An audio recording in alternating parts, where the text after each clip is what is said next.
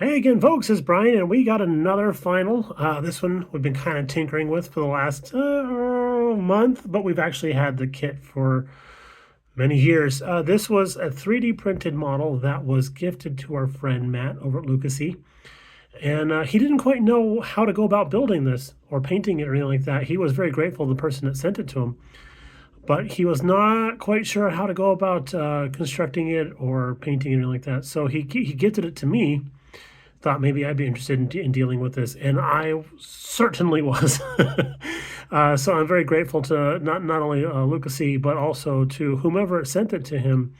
And I'm sorry, I don't know who that was, but apparently this was done on a 1K printer, I believe, because this was quite a while ago.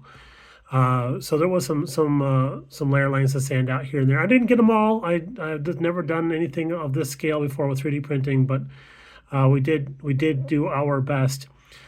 So it came in several pieces, like the lower legs, and then the torso, and then the arms, the head, the backpack, the little satchel. The child is a completely separate piece. The pistol was actually molded in or printed in the hand, so we didn't have to worry about that. But the pauldrons on the shoulders, those were separate pieces, and then of course the cape, that's a separate piece as well. And various little pouches and such all over the place were separate pieces too. Everything fell together really, really well. There was only one bit of an issue with the base, and it seems like the base is kind of curved. It sort of rocks a little bit on the base, and I think because of the curve of it, he didn't quite fit on there so well.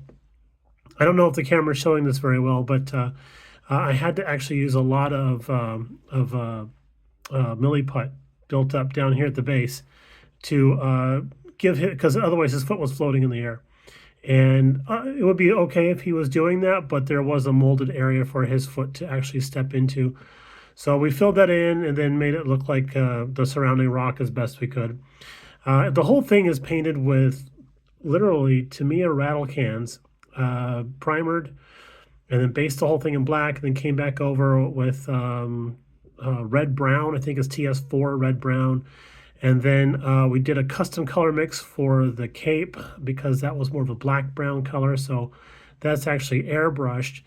The pauldrons, helmet, and the rocket pack are actually TS 86, I think it is. It's like the silver color that actually has silver in it. I bought that years ago for some other project. Never got around to using it, and I thought this was a good opportunity to use that stuff up. So there we go. The thigh patches, those are actually printed in place, as well as the chest armor. That is actually a marker, a Gundam EX marker. That's a chrome marker. It did okay. It's a large surface area for that poor little marker. I wish I had actually gone back and masked those areas off and then painted them with the silver rattle can more than hit it with the marker. But it was a test on my part. I did want to have a differentiation between the armor bits and the little cylinders that are down here on his calf. I thought that would be, because you don't want to have the same metal tone over the whole thing, kind of a deal. The child was a lot of fun to paint. I had to custom mix a color for that, and he's stuck in his bag now. There's no way of taking him out, but he has dark eyes with a little bit of gloss to him. The custom color mix was green, was like white, X5 green, and then, gosh, I can't think of I think it was X13 or something like that, which is like a really bright green. And then I toned it all down with a little bit of a military color green. And then that's all brush painted. That's all brush painted. The satchel was based in a rattle can color, and then we brush painted and then did some dry brushing over him to bring out some of the detail, like on the shoulder straps and stuff. And there's also a lot of panel liner wash all over this guy. But it was a great experiment for me to really kind of cut my teeth on doing a figure. I really don't want to do things with skin tones or faces right now. So the helmeted Mando was perfect. We did just recently, like within the last hour, go over the entire lower torso and cape with some Tamiya weathering powders, the sandy dust color. Really brought him together with the color that we used for the base.